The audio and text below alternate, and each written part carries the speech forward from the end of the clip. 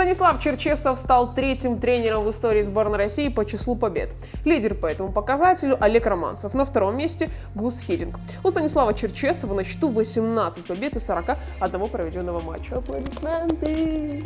По данным исследования, около 80% россиян считают себя счастливыми. Чаще всего респондентов таковыми делают наличие семьи, крепкого здоровья и хорошей работы. Все остальные, вот эти несчастные, недовольны плохим состоянием дел в стране, низким уровнем зарплаты и ее задержкой. Мы с вами, ребят.